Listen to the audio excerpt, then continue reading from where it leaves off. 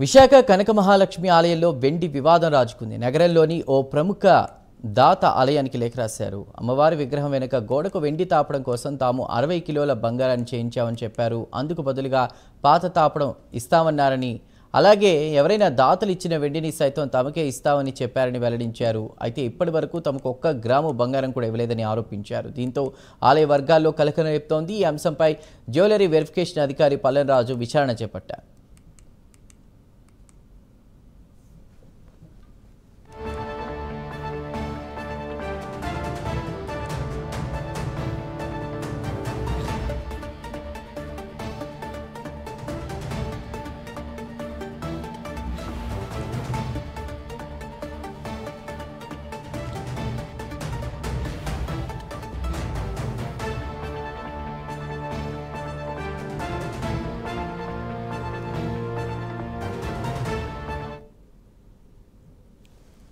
ఇదే అంశంపై మరిన్ని డీటెయిల్స్ మా ప్రతినిధి చంద్రశేఖర్ అందిస్తారు. చంద్రశేఖర్, విశాఖ కనక మహాలక్ష్మి ఆలయంలో వెండి వివాదంపై మీ దగ్గర ఉన్న అప్డేట్స్ ఏంటి?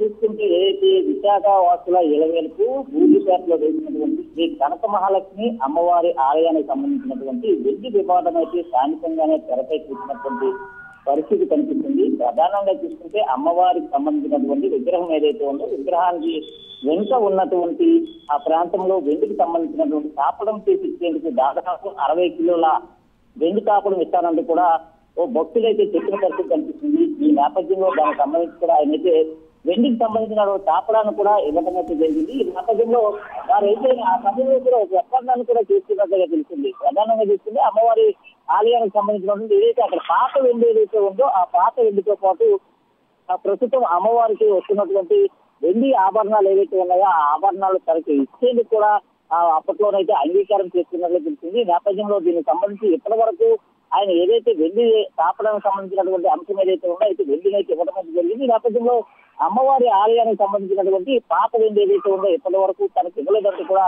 ఓ లేఖ అయితే ఆలయానికి అయితే రాసిన పరిస్థితి కనిపిస్తుంది. ఈ నేపథ్యంలోనే ఈ సంబంధం ఏదైతే దీనికి సంబంధించినటువంటి వివాదం ఏదైతే ఉందో ఒక్కసారిగా ఆ తెరపైకి వచ్చినటువంటి పరిస్థితి కనిపిస్తుంది. ఈ నేపథ్యంలో సంబంధించిన కనక మహాలక్ష్మికి సంబంధించిన ఆలయానికి సంబంధించినటువంటి ట్రస్ట్ బోర్డు సభ్యులు కానీ లేదా దేవాదాయ ధర్మాదాయ శాఖ అధికారులు కానీ స్పందించేలాంటి కూడా ఆయన అయితే ఆ లేఖలో కోరినట్టుగా తెలిసింది. ప్రధానంగా చూస్తుంటే విశాఖలో ఉన్నటువంటి వారు ఎంతో ప్రీతిపాత్రంగా ఉండేటటువంటి పరిస్థితి ఉంది. ఈ నేపథ్యంలో ప్రస్తుతం ఈ వివాదం తెరపైకి రావడంతో ఒక్కసారిగా విశాఖ వాసులంతా కూడా ఉత్కంఠ ఒక్కసారిగా నిద్రపోయినటువంటి పరిస్థితి కనిపిస్తుంది. అయితే ముఖ్యంగా చూసుకుంటే ఏదైతే కంచె చేను మేసిందా అని సంబంధంగా అయితే వివాదం ఇప్పుడు రేగినటువంటి పరిస్థితి కనిపిస్తుంది. ప్రస్తుతం అయితే ఆలయ వర్గాల్లో కూడా ఇదైతే